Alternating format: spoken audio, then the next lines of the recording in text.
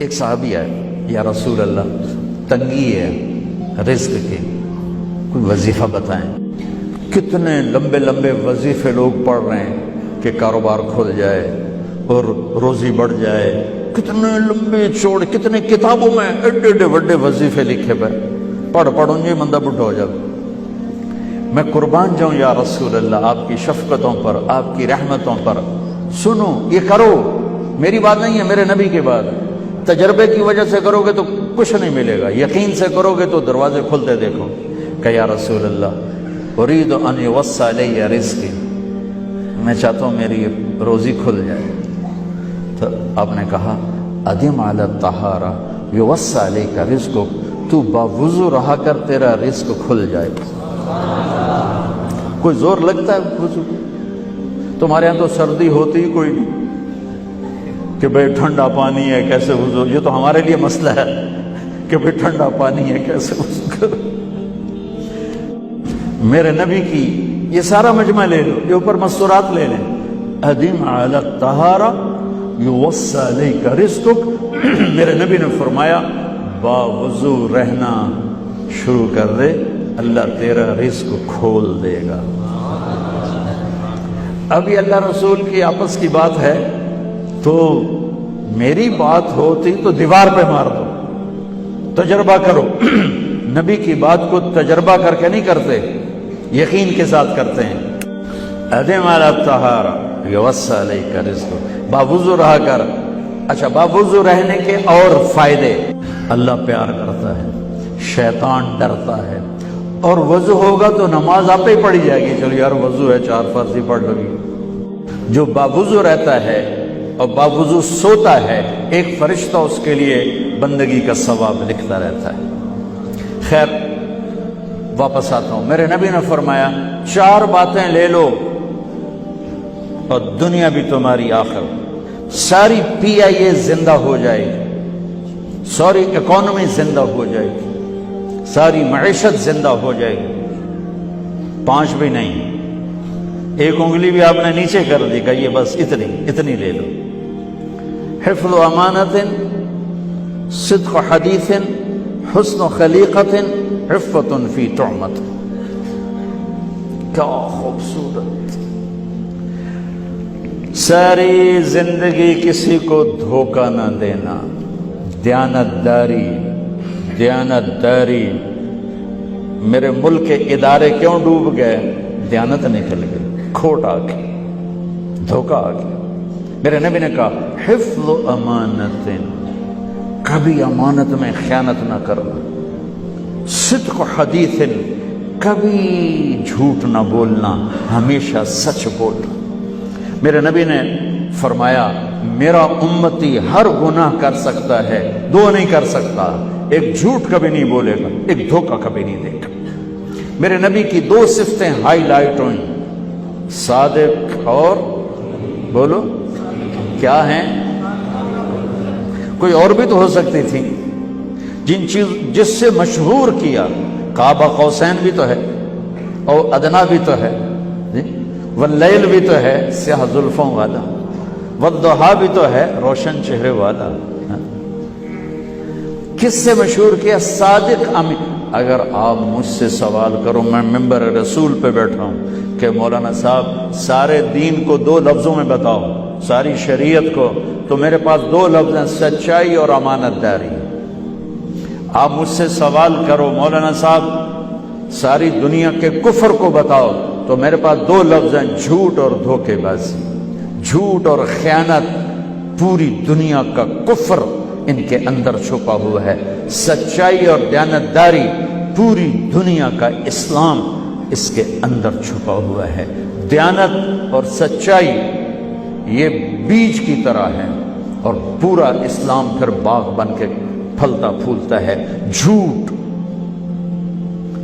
اور دھوکہ یہ بھی بیج کی طرح ہے، پھر اس سے کفر کا جنگل کانٹوں بھرا جنم لیتا ہے۔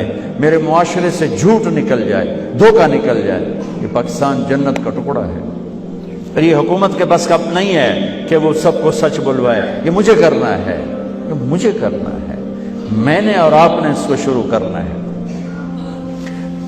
حضرت جریر بن عبداللہ یہ یمن کے شہزادے تھے، آخری حج پہ مسلمان ہوئے، اپنے نوکر سے فرمایا گھوڑا خرید کے لا، میں پیسے یہاں پیمنٹ کروں گا۔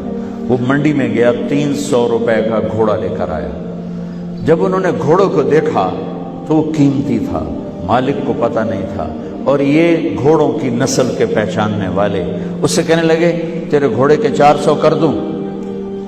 کر دوں؟ بڑا حیران ہو کے دیکھنے لگا، بھئی ہے کی آپ تو مجھے چیز خریدنی ہے تو میں گھٹاتا ہوں، اور اجمل نے بیچنی ہے تو یہ اس کی قیمت بڑھاتا ہے، اور یہاں خریدار کہہ رہا ہے 400 کر دوں؟ وہ کہنے لگے کر دوں۔ کہ 500 کر دوں؟ کہنے لگا کر دو۔ کہ 600 کر دوں؟ اور وہ تھوڑا تھوڑا گھبرانے لگا، بھئی یہ چکر کی ہے۔ 700 کر دوں؟ 800 کر دوں؟ وہ کہنے لگا حضور تسی لینا تو لو، پر میرا مذاق تھا نا، تسی اٹھو، کدی لین والے بھی پیسے بتائے، تسی میں نے 300 دے میں جاواں۔ کہنے لگا اس کو 800 دے دو اور گھوڑا باندھ دو۔ وہ حیران خوشی سے چھلانگے مارتا ہوا گیا۔ تو جب وہ چلا گیا تو نوکر نے پوچھا میں جب 300 میں سودا کر کے آیا تھا تو 500 کس خوشی میں بڑھائے؟ فرمایا میرے بھائی اس کے گھوڑے کی قیمت 800 تھی، 300 نہیں تھی، اور میں نے نبی کے ہاتھوں میں ہاتھ دے کے یہ وعدہ کیا تھا زندگی بھر کسی کو دھوکہ نہیں دوں گا، سب کی خیر خواہشاں۔ تو بھائیو میرے اداروں میں کس ٹیلنٹ کی کمی نہیں، صلاحیتوں کی کمی نہیں، دیانت کی کمی ہے، قوت عمل کی کمی نہیں، سچائی کی کمی ہے۔ حجاج بن یوسف ایک ظالم گورنر گزرا ہے، اس کے خلاف بغاوت ہوئی، وہ ناکام ہو گئی۔ تو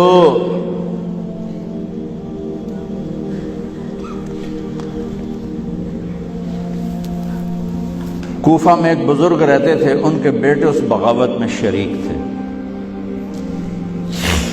وہ چھپتے چھپاتے کئی سال کے بعد واپس آ گئے۔ ابن خراش ان کا نام تھا۔ ان کی سچائی مشہور تھی کہ ابن خراش جھوٹ نہیں بولتا۔ حجاج کو پتہ چل گیا CID سے کہ آ گئے، تو اس نے کہا آج ابن خراش کا امتحان ہوگا۔ اس کو کھانے پہ بلایا، عنوان ہی نہیں بنایا تفتیش کا، کھانے پہ بلایا اور کھانا شروع ہو گیا۔ باتوں باتوں میں کہتا ہے ابن خراش آپ کے بیٹے ہمارے خلاف لڑ کے بھاگ گئے تھے، کوئی پتہ؟ تو ابن خراش ہنس پڑے، کہنے لگے حجاج زندگی موت تو اللہ کے ہاتھ میں ہے، گھر آئے بیٹھے۔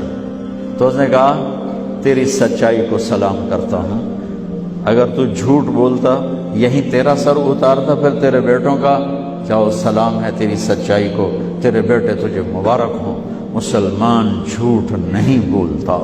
میرے نبی سے پوچھا گیا یا رسول اللہ کیا مسلمان بزدل ہو سکتا؟ کہا کیا مسلمان بخیل ہو سکتا؟ آپ نے کہا۔ پھر پوچھا گیا جھوٹ بول سکتا؟ کہا نہیں، جھوٹ نہیں بول سکتا۔ تو دو باتیں حدیث پاک کی، صدق و حدیث، حفظ و امانت، یہ دو باتیں زندہ ہو جائیں تمہارے سارے ادارے زندہ ہو جائیں، ہم نقصان سے نکل کر نفع میں آ جائیں گے، نفع میں آ کر اوروں کو دینے والے بن جائیں گے۔ اس ملک میں اتنے خزانے اللہ نے چھپائے ہیں، اور اس ملک میں اتنے اللہ نے استعداد والے لوگ پیدا فرمائے ہیں، صرف دو چیزوں سے ہم مار کھا رہے ہیں، ہمارے جو ادارے ڈوب رہے ہیں، وہ گلگت سے لے کر گوادر تک، اس میں وسائل کی کمی نہیں، سچائی کی کمی ہے، دیانتداری کی کمی ہے، اور یہ ریلیٹڈ ہے رب ہونے کے ساتھ، کہ ہم نے اللہ کے رب ہونے میں شک کیا تو ہم غلط راہوں پہ چل پڑے۔ رب تو اللہ ہے، دینے والا تو اللہ ہے۔